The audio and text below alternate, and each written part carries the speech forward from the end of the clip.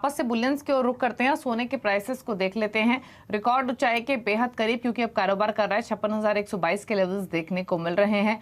और अगर आप मौजूदा लेवल्स देखेंगे तो इन मौजूदा लेवल्स के हिसाब से अब 0.25% की बढ़त यानी 400 रुपये ऊपर ट्रेड कर रहा है। सिर्फ 69 पॉइंट्स की दूरी और गोल्ड अपने ऑल टाइम हाइस पर पहुंच जाएगा। तो दिन के ऊपरी स्तर ही नहीं बल्कि रिकॉर्ड हाइस के नजदीक फिलहाल कारोबार करते हुए 56,191 ये रिकॉर्ड ऊंचाई है सोने के, और 19 स्तरों के आसपास फिलहाल कारोबार कर रहा है। सिर्फ 69 पॉइंट्स की दूरी गोल्ड ऑल टाइम हाई के नजदीक।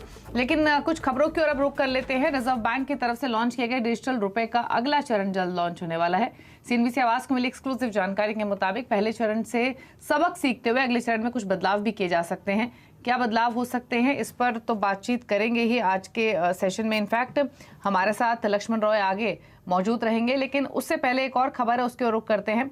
और खबर यह है कि टैक्स से जुड़े पुराने विवाद निपटाने के लिए एक और मौका मिल सकता है, और सोर्सेस के थ्रू सरकार विवाद से विश्वास और सबका विश्वास जैसी सफल एमनेस्टी स्कीम का पार्ट 2 लाने पर विचार कर रही है। हमारे साथ आलोक प्रियदर्शी मौजूद हैं और डिटेल्स के साथ। तो आलोक, बताइए क्या डिटेल्स हैं और क्या है पूरी खबर? बिल्कुल, देखिए, देश के अलग अलग कोर्ट और अपीलेट अथॉरिटी में जितने भी टैक्स के पुराने पेंडिंग केसेस पड़े हुए हैं उनको निपटाने के लिए सरकार एक बार फिर से बजट में एक महत्वपूर्ण ऐलान कर सकती है। सीएनबीसी आवाज़ को सूत्रों से जानकारी मिली है कि जो पुरानी जो इनकम टैक्स की स्कीम थी, विवाद से विश्वास स्कीम, और जो कस्टम ड्यूटी से रिलेटेड स्कीम थी, सबका विश्वास लीगेसी डिस्प्यूट स्कीम, इन दोनों का पार्ट 2 का ऐलान किया जा सकता है और सरकार ऐसी स्कीम को लाने पर विचार कर रही है। अब इसमें जो पहला जो इनकम टैक्स की स्कीम होगी उसमें सेल्फ डिक्लेरेशन देना होगा, और सेल्फ डिक्लेरेशन देने के बाद जो पेनल्टी और साथ ही साथ जो बकाया टैक्स और इंटरेस्ट होगा, अगर उसका पेमेंट करते हैं तो जो पुराने केसेस हैं वो इनकम टैक्स अपनी तरफ से हटा लेगी। तो ये इस तरह की स्कीम है। हालांकि देखें तो जो पेनल्टी होती है वो इनकम टैक्स की काफ़ी ज़्यादा होती है, लेकिन इसमें जो पेनल्टी होगी मैक्सिमम 20% तक हो सकती है।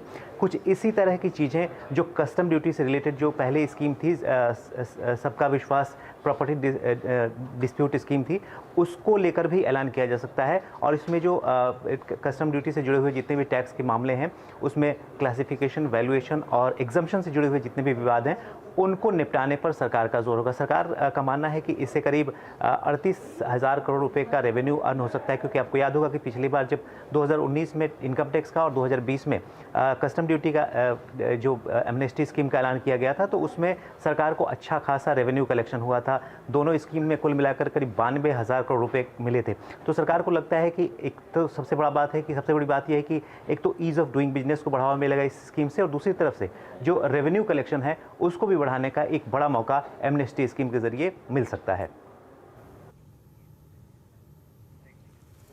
ओके, चलिए, तो ये है डिटेल्स जो आलोक ने आपको बताई। रुक रहे हैं इसी के साथ एक ब्रेक के लिए, और ब्रेक के उस पर कुछ और खबरें आपको बताएंगे डिजिटल करेंसी से जुड़ी हुई, साथ ही खिलाड़ी नंबर 1 का अपडेट भी लेकर आएंगे।